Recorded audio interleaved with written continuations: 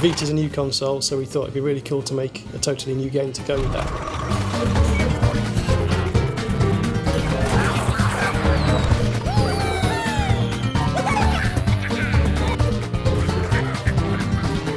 Because Little Deviants is made up of a series of different levels that play in different ways, we've had to be very conscious about what's a good user experience. So the things you see in the final product for Little Deviants, they've all been really well tested and proven to be kind of exciting new ways to play.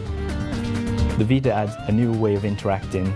It brings you closer to the action and makes you feel part of the environment. We all used to work at Codemasters, the four of us, myself, Simon, John, Chun, and there just came a point where we decided, we'd kind of had enough. And a little bit after that, we had this big grand idea of starting a studio. Big started, it was about 10 years ago, it was 2001. The first game we made was Pursuit Force, which was a kind of innovative game for the PSP when the PSP was new. We wanted to bring Hollywood to the small screen, I suppose. We took a lot of inspiration from every action movie that's fast-paced and bullets flying and lots of vehicles. We did a sequel to that, and we took a really good PS3 game, MotorStorm, and brought that to the PSP. So, we were on handheld that whole time, so that kind of led us to being at the forefront of development when Vita came along. A few years ago, the bosses of Sony approached us and said, we've got this really cool idea for a new console. It's got all these great new interfaces like front touch, rear touch, got cameras on the front, cameras on the back, really good gyros. What can you do with it? I was very excited, I must admit. I am a bit of a tech geek, so any kind of technology does excite me, but this more so than any others because of all the different hardware features that you don't even see on a lot of console platforms, let alone a handheld device. We were just amazed at the possibilities. Little Deviants is a game that we designed around the Vita console, but it focuses on these characters called the Deviants. They've crash-landed from outer space on this weird square planet, which is a bit like the Earth, but square.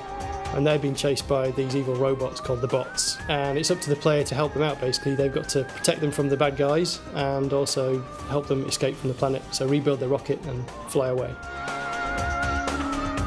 Little Deviants was born out of a very, very simple idea. Imagine a piece of cloth that's stretched and you place a ball on it, and then you just, don't like to use the phrase touching cloth, but it works. So you sort of poke the cloth underneath and make a hill and the ball rolls around. We started off with levels that required quite precise movement, and what we realised after using the rear touch panel for a while is that that wasn't the ideal way of using the rear touch panel. Whilst it still worked, not everyone could completely get to grips with it, so we felt that making a whole game based around that mechanic was probably the wrong direction to go in. So we had a big sit down with the team, and one of the proposals was, okay, well, we'll use the front touchpad as well, and the microphone, and the motion sensors, and the cameras, and we'll go down the route of making this a game about experiencing the Vita.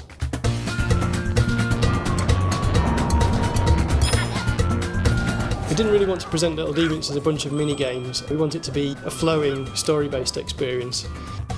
When you start off, you've only got a few levels available. You progress through the story, you unlock new levels, and eventually you end up helping the Deviants get rid of the evil bots and escape from the planet.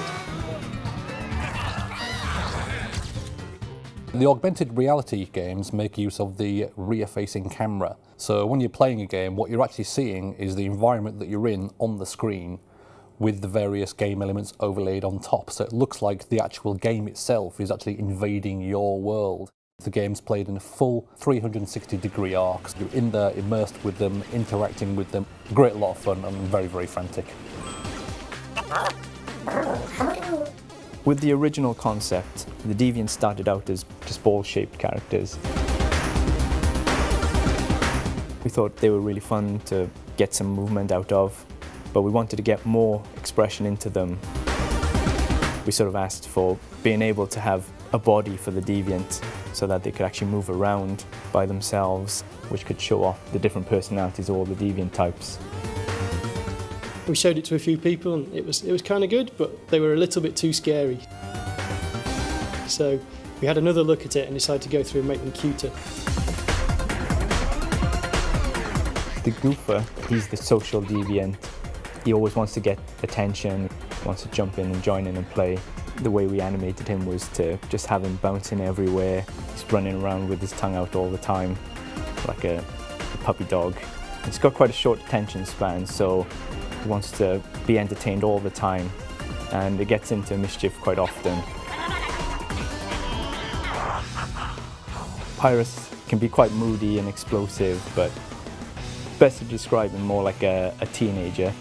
Underneath that tough exterior, he's quite vulnerable. Nucleo is this hyperactive, crazy-eyed, slightly mad deviant. He loves breakdancing. The Blobber, he's like the baby of the family. He's very naive, he's very cute, always joyful, because he's made of sort of a jelly type thing. He's indestructible, which comes in handy when there's bombs coming along. The Froster deviant, he's kind of the older, wiser deviant who worries a lot, slightly clumsy. Because he's made of ice, he slides around a lot and loves opera music. He's in a big auditorium and the zombies don't like him very much and they're throwing bottles at him. The player's got to sing different pitches of notes to actually fire notes and smash the bottles. We had to have a separate room for the testing of the opera deviant game because my singing's not that great, I must admit.